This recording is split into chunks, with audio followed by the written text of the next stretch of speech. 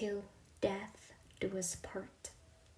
When we get married, we make vows to love, to honor, to forsake all others, or as a friend of mine put it, not to leave dirty socks all over the house. We may fall short of some of our promises some of the time, but one that will always hold true if that's the first one. Till death do us part. Because spouses are bound together by their decisions in marriage and in divorce.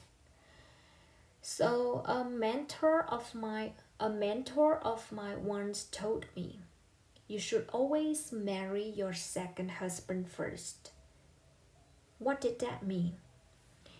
It didn't mean that Mr. Right is somehow waiting behind door number 2.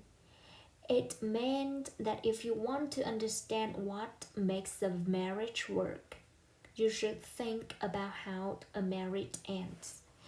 Divorce makes extremely explicit what the tacit rules of marriage are, and everyone should understand those rules because doing so can help us build better marriages from the beginning.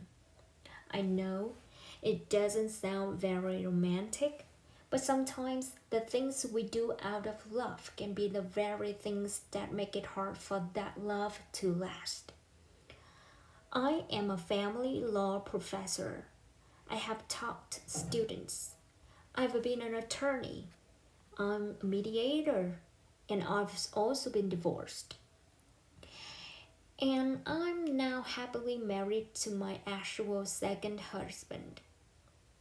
The reason that I think this is so important is that I think everyone should be having some of these very painful conversations that divorced people experience. These are painful conversations about what we contributed, what we owe, what we are willing to give, and what we gave up, and what we give up, and also what's important to us. Those conversations should be happening in a good marriage, not after it's broken. Because when you wait until it's broken, it's too late. But if you have them early on, they can actually help build a better marriage. 3 ideas that I want to put on the table for you to consider. For you to consider. 1. Sacrifice should be thought of as a fair exchange. 2. There's no such things. There's no such thing as free childcare. And 3. What's yours probably becomes ours. So let me talk about each of these ideas. The first one, sacrifice should be a fair exchange. Take the example of Lisa and Andy. Lisa decided to go to medical school early in the marriage, and Andy works to support them. And Andy works night shifts in order to do that, and he also gives up a great job in another city.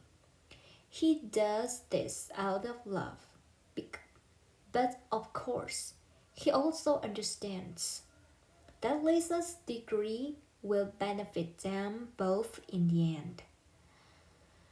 But after a few years, Andy becomes neglected and resentful, and he starts drinking heavily. And Lisa looks at her life and she looks at Andy and she thinks, this is not a bargain I wanted to make. A couple of years go by. She graduates from medical school and she files for a divorce. So in my perfect world, some kind of marriage mediator would have been able to talk to them before Lisa went to medical school, and at that point, that mediator might have asked, How exactly does how exactly does how exactly does fair exchange work? What does it look like in your marriage? What are you willing to give and what are you willing to owe? So, in a divorce, Lisa now probably is going to owe Andy financial supports for years. Lisa now probably is going to owe Andy financial support for years. And Andy, no amount of financial support is going to make him feel compensated for what he gave up and the lost traction in his career. If the two of them had thought about their split early on, what might have gone differently? Well, it's probably um well, it's possible that Lisa would have decided that she would